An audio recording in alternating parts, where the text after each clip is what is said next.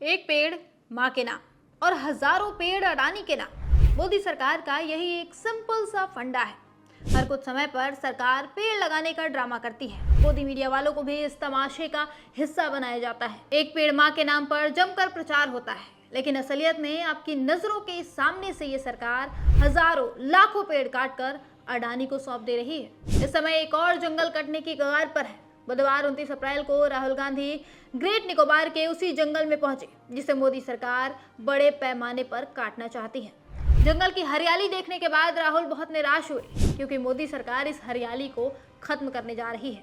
विकास के नाम पर एक और जंगल अडानी के नाम करने जा रही है। अब इसका भी वही हाल होगा जो हसदेव अरंड का हुआ, अगर सरकार को समय रहते रोका नहीं गया।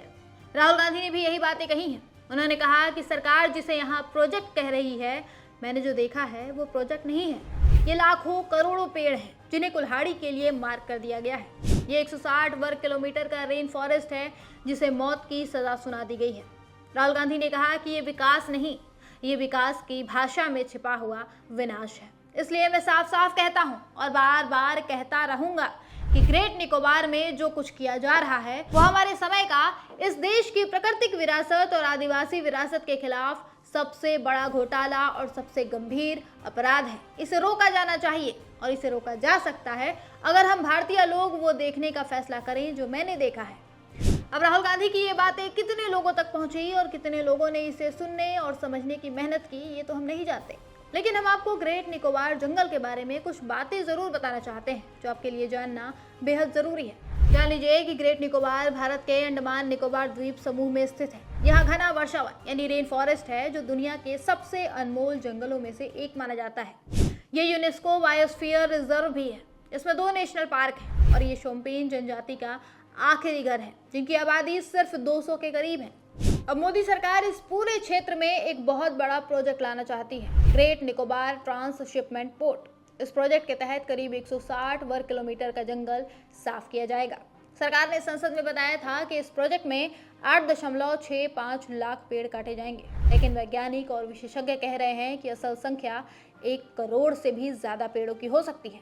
इस प्रोजेक्ट को बनाने का मुख्य ठेका अडानी ग्रुप को देने की तैयारी है। अडानी ग्रुप ने पहले ही इस पोर्ट के लिए अपना एक्सप्रेशन ऑफ इंटरेस्ट जमा कर दिया है। लेकिन यहाँ समझने वाली बात है कि ये जंगल सिर्फ पेड़ों का समूह नहीं है। यहाँ हजारों तरह की दुर्लभ प्रजातियां रहती हैं, पक्षी, जानवर, कीड़े और विशेष रूप से ऐसी प्रजातियां जो सिर्फ इन्हीं जंगलों में मिलती हैं। ये समुद्री कछुओं का भी महत्वपूर्ण अंडा देने का इलाका है। अगर ये जंगल कट गया तो 1000 तरह की परेशानियां होंगी। लाखों करोड़ों पेड़ों के कटने से कार्बन डाइऑक्साइड बढ़ेगा, जिससे जलवायु परिवर्तन और तेज होगा। जैव विविधता नष्ट हो जाएगी। कई दुर्लभ जानवर और पक्षी विलुप्त होने की कगार पर पहुंच जाएंगे। शोम्पेन और निकोबारी जनजातियों का घर छिन जाएगा। उनकी संस्कृति, परंपरा और आजीविका खतरे में पड़ जाएगी। राहुल गांधी ने इस जंगल में खुद घूमकर लोगों को दिखाया कि इस प्रोजेक्ट से क्या कुछ खो सकता है, लेकिन मोदी सरकार को जंगलों की कोई चिंता नहीं हो रही है। वो मित्र प्रेम में सारा देश बर्बाद करने पर तुले हुए हैं। इतना बड़ा जंगल नष्ट करके, आदिवासियों को बेघर करके सिर्फ अडानी को फायदा पहुंचाना चाहती है सरकार। ग्रेट निकोबार का ये जंगल सिर्फ भारत का नहीं बल्कि पूरी दुनिया का खजाना है। इसे बचाना सिर्फ पर्यावरण की रक्षा नहीं बल्कि हमारी आने वाली पीढ़ियों के भविष्य की रक्षा भी है। इसीलिए राहुल गांधी ने इस जंगल के लिए मुहिम छेड़ दी है। अब देखना है कि जनता इसे बचाने के लिए आगे आती है या फिर मूक दर्शक बनकर एक और जंगल को बर्बाद होते देखती है।